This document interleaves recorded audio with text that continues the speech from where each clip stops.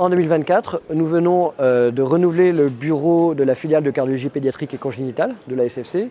Et ce bureau intègre des membres pédiatres et cardiologues adultes de l'ensemble de la France, permettant d'avoir une représentativité nationale. Et ça va nous permettre de travailler de façon active sur la préparation de l'événement majeur de cette année, qui est le congrès de la filiale de cardiologie pédiatrique et congénitale, qui aura lieu à Toulouse du 18 au 20 septembre 2024.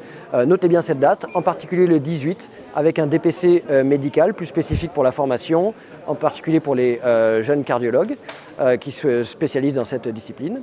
Et puis le 19, en parallèle du congrès, un DPC paramédical, puisque les paramédicaux ont de plus en plus aussi d'importance dans la prise en charge de nos patients, et on les intègre de plus en plus dans le congrès. Deuxième point fort de l'année, la recherche. Le but de notre communauté est aussi de progresser dans la prise en charge de nos patients, et 2 projets de recherche en particulier ont été accompagnés par la filiale de cardiologie pédiatrique sur les dernières années.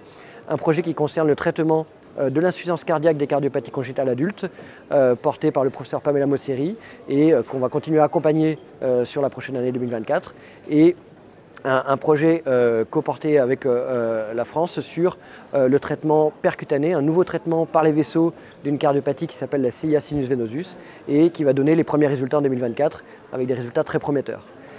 Et dernier enjeu, on est sur une année olympique 2024, Paris 2024 pour les Jeux Olympiques. Or, le sport, l'activité physique est un enjeu majeur pour nos patients que nous prenons en charge, qui sont soit des jeunes, des ados ou des jeunes adultes avec cardiopathie congénitale. Et nous travaillons de plus en plus pour leur permettre d'avoir accès à une activité physique, parfois adaptée en fonction de leur cardiopathie, mais l'activité physique et le sport sont importants pour nos patients, pour la qualité de vie, pour le pronostic. Et donc nous avons des actions à mener par rapport à ça.